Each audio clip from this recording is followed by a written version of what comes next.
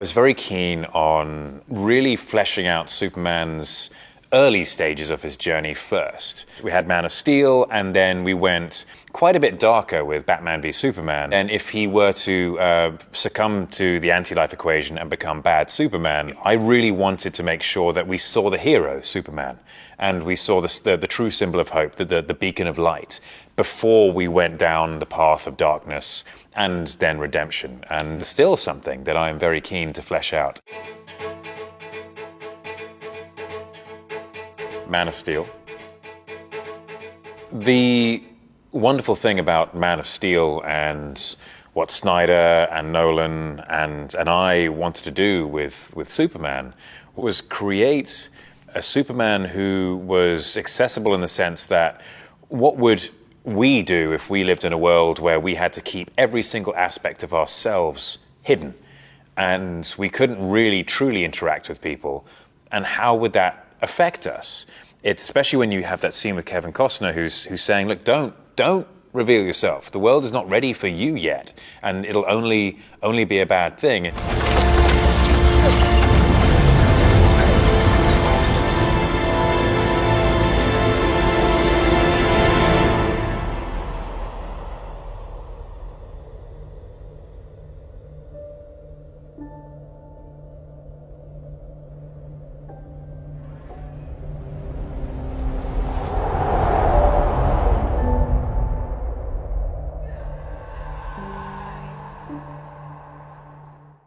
Clark does follow that advice at first, but then realizes that's not the way to go, and that he must do what he must do regardless of that advice. And that was the beautiful bit, is that even though he has restrained himself and lived this life of loneliness, essentially, he's still willing to step out of the shadows and become the hero, despite the fact that it's going to have a negative impact on his life. And that, I think, is the aspect of that symbol of hope. He's representing everything that is good about mankind, despite the fact that mankind may not be good to him. Don't do this! Stop!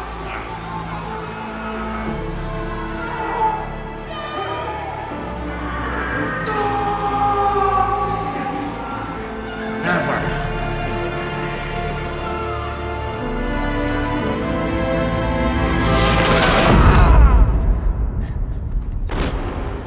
At the end of Man of Steel, it was set up so wonderfully to begin that journey, because he had had his first outing against the last surviving member of his species, and had to kill him, and that is going to inform a lot of who he becomes. The terrible destruction of Metropolis, where he's fighting someone who has the same powers of him, but actually has training, he barely makes it out of that thing alive. And so, what lessons has he learned? He definitely isn't going to kill anymore.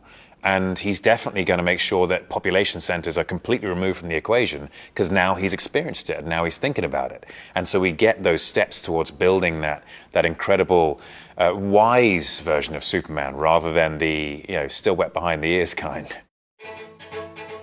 The Witcher. The life of an actor can be very isolated. I tend to be a reasonably private person.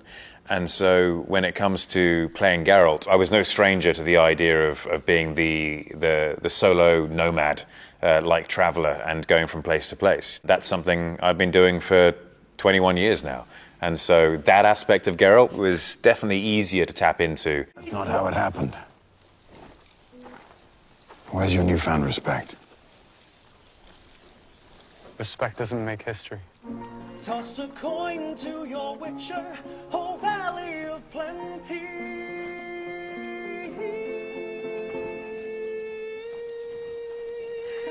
I think with season 2 of The Witcher, my focus mainly lay with making sure that the Geralt of Rivia from the books was really shining through in my performance in the show.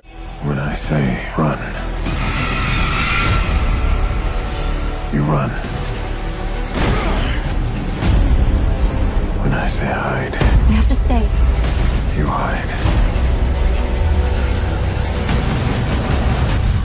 Run! In season 1, there was a deliberate choice of mine to be less verbose because I didn't have the luxury of the show being dedicated purely to Geralt, and so you don't have that swathes of nuance and complex dialogue which you have in the books. And so I thought, okay, how do I reflect Geralt's intelligence and his wisdom?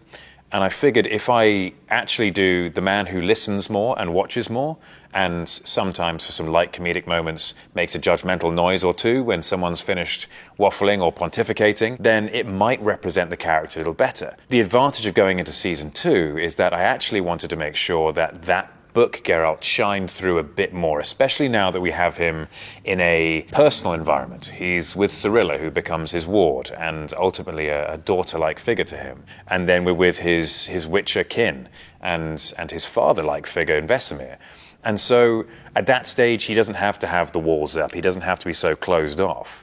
And I wanted to really reach into it and just make sure that he had a more expanded vocabulary and that he sounded more intelligent and that he came across as someone who had the wisdom of between 70 and 90 years. For me, that was the real focal point of season 2. I don't think I found any moments where I was like, aha! I found a little deeper level to Geralt. It was more about making sure that that part of the books lived in the show.